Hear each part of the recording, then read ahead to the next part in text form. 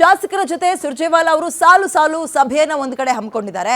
ಸಚಿವರು ಹಾಗೂ ಅಧಿಕಾರಿಗಳ ಮೇಲೆ ಶಾಸಕರುಗಳು ದೂರು ಕೊಡ್ತಾ ಇದ್ದಾರೆ. ಅಂಡ್ ಇವತ್ತು ಕೂಡ ಇನ್ನು ಮುಂದಕ್ಕೂ ಕೊಡೋಕೆ ರೆಡಿ ಆಗ್ತಾ ಇದ್ದಾರೆ. ಸೊ ಈ ದೂರುಗಳ ಸಂಖ್ಯೆ ಹೆಚ್ಚು ಆಗ್ತಾ ಇದ್ದಂತೆ ಸಿದ್ದರಾಮಯ್ಯ ಅಲರ್ಟ್ ಆಗಿದ್ದಾರೆ. ಅಧಿಕಾರಿಗಳ ಮೇಲೆ ಆರೋಪ ಮಾಡ್ತಾ ಇರೋದ್ರಿಂದ ಸಿದ್ದರಾಮಯ್ಯ ಎಚ್ಚೆತ್ತುಕೊಂಡಿದ್ದಾರೆ. ಇಲಾಖಾವಾರು ಅಧಿಕಾರಿಗಳ ಜೊತೆಗೆ ಸಭೆಗೆ ಮುಂದಾಗ್ತಾ ಇದ್ದಾರಂತೆ ಸಿದ್ದರಾಮಯ್ಯ. ಇಲಾಖೆ ಕಾರ್ಯದರ್ಶಿಗಳ ಜೊತೆಗೆ ಸಿಎಂ ಸಿದ್ದರಾಮಯ್ಯ ಅವರು ಇವತ್ತು ಬೆಳಗ್ಗೆ 11ರಿಂದ ಸಂಜೆ 4 ಗಂಟೆವರೆಗೂ ಕೂಡ ಸುದೀರ್ಘ ಮೀಟಿಂಗ್ ಕರೆದಿದ್ದಾರೆ. ಸಮಾಜ ಕಲ್ಯಾಣ ಇಲಾಖೆ ಆಗಿರ್ಬೋದು, ಯುವಜನ ಮತ್ತು ಕ್ರೀಡಾ ಇಲಾಖೆ, ಆರ್ಥಿಕ ಇಲಾಖೆ, ಗೃಹ ಇಲಾಖೆ ಕಾರ್ಯದರ್ಶಿಗಳ ಜೊತೆಗೆ ಮೀಟಿಂಗ್. ಯಾಕಂತ ಹೇಳಿದ್ರೆ ಶಾಸಕರುಗಳಿಗೆ ಇವರ ಕಾರ್ಯವೈಖರಿಯ ಮೇಲೆ ಅಸಮಾಧಾನ ಇದೆ. ನಾವು ಹೇಳುವಂತಹ ಕೆಲಸಗಳು ಒಂದೂ ಆಗ್ತಾ ಇಲ್ಲ, ಸರಿಯಾಗಿ ಸ್ಪಂದನೆ ಕೊಡ್ತಾ ಇಲ್ಲ. ಮಿನಿಸ್ಟ್ರುಗಳು ಒಂದ್ ಕಡೆ ಆದ್ರೆ ಮಿನಿಸ್ಟ್ರುಗಳಿಗಿಂತ 10 ಪಟ್ಟು ಅಧಿಕಾರಿಗಳನ್ನ ಕಂಟ್ರೋಲ್ ಮಾಡಕ್ ಆಗ್ತಾ ಇಲ್ಲ ಇವ್ರುಗಳನ್ನ, ಕಾರ್ಯದರ್ಶಿಗಳನ್ನ.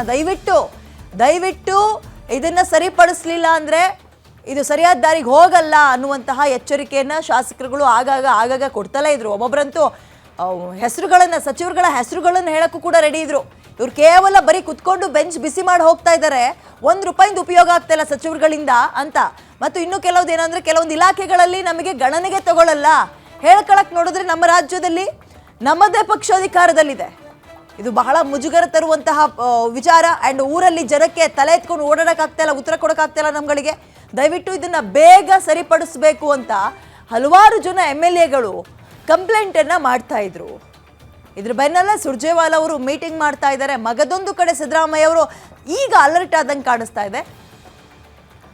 ಈ ದೂರುಗಳು ಅಥವಾ ಕಂಪ್ಲೇಂಟ್ಗಳ ಸಂಖ್ಯೆ ಹೆಚ್ಚಾಗ್ತಾ ಇದ್ದಂತೆ ಮುಖ್ಯಮಂತ್ರಿ ಇವತ್ತು ಸಿದ್ದರಾಮಯ್ಯ ಅವರು ಅಧಿಕಾರಿಗಳ ಮೇಲೆ ಆರೋಪ ಎಲ್ಲ ಕೇಳಿ ಬಂದಿತ್ತಲ್ಲ, ಅದರ ವಿಚಾರವಾಗಿ ಇವತ್ತು ಇಲಾಖಾವಾರು ಅಧಿಕಾರಿಗಳ ಜೊತೆಗೆ ಸಭೆಗೆ ಮುಂದಾಗ್ತಾ ಇದ್ದಾರೆ. ಏನ್ರಪ್ಪ ನಿಮ್ಮ ಸಮಸ್ಯೆ, ಯಾಕೆ ಈ ರೀತಿಯ ಕಂಪ್ಲೇಂಟ್ಗಳು ಬರ್ತಾ ಇದೆ, ಏನ್ ಆಗ್ತಾ ಇದೆ, ಹಾದಿ ತಪ್ತಾ ಇದೆಯಾ, ಎಲ್ಲಿ ಏನು ಎತ್ತ ಪ್ರಭಾವ ಯಾರು ಬೀರ್ತಾ ಇದ್ದಾರೆ, ಇದೆಲ್ಲದ್ರ ಬಗ್ಗೆ ಚರ್ಚೆ ಮಾಡ್ಬೋದು ಇವತ್ತು.